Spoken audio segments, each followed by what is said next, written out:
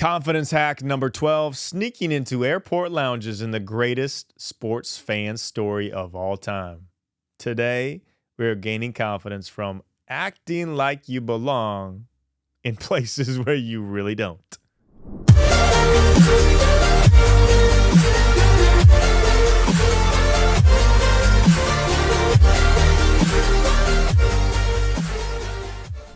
Hey, I'm David Nurse. I coach NBA players, CEOs, and top performers how to hack their confidence. Now, if you want daily confidence boosts directly to your email inbox, go to my website, davidnurse.com. Sign up for free. Got a lot of added bonuses in there, as well as a confidence boost coming every single morning to your inbox. At the present moment that I am writing this book, I am currently 56 out of 72 in my attempts to sneak into airport lounges. Yes, I actually keep those stats, believe it or not. I've been keeping them since 2013. Today, however, I have the distinct honor to say I'm legally able to get into multiple lounges. Yeah, I know. Look at me, huh? It's a big accomplishment, sure, but it doesn't keep me from foregoing my card and making sure the streak still grows and I stay sharp in my skill. Here's the secret to my 77.7% success rate. Acting like I belong. My go-to, pop in my headphones, act like I'm on the phone, verbally talking on the phone, nod my head confidently, and smile as I walk on by. The attendant behind the desk doesn't think twice. But if I ever hesitate for a second, if I have any doubt that I really belong in there, I'm toast. I'm going to tell you a story of the greatest fan, I think, in sports history. Lionel Rodia had just been laid off from his staffing job. Unable to afford purchasing tickets, he's a sports nut in Philadelphia. Just like any crazy Philadelphia sports fan would do, Lionel began begging, asking, pleading, and sneaking into the pro sports games in Philly.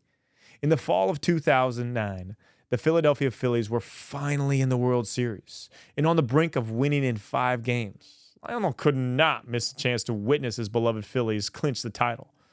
Once again, he worked his way into the stadium.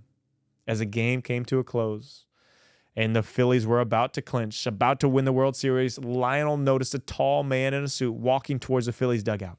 Quickly thinking the man must be of some importance, Rodia slinked behind him. Lionel's best friend, Tush Milson, Tush's nickname, was at the game with Lionel, watching this all unfold from a distant left field seats. As the celebration on the field began, Tush received a phone call. It was Lionel. Lionel said, "Look to your right," he said, on the field.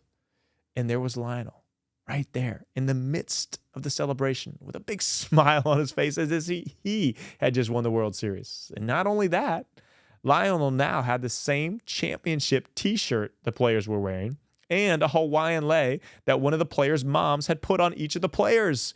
He was part of the celebration, literally. But if that wasn't enough, Lionel, strutting around like he was the manager of the team, joined in the locker room celebration, popping champagne and blasting it all over Phillies players. Lionel had made it. Even if his staffing job didn't want him, he knew he had something no one could take from him: unshakable confidence through acting like he belonged. Greatest sports fan day ever. And it only happened because of that. Because he didn't doubt. He didn't hesitate. He didn't belong on the Phillies field celebrating the World Series, but he acted like he belonged. And no one questioned him. So gain a boost of confidence today in knowing that any situation where you don't necessarily belong, you actually do. Now, of course, don't break the law. I'm not saying that, but you can bend it. Channel your inner Lionel, and no matter what you're doing or room you're in, act like you belong and find that power of confidence.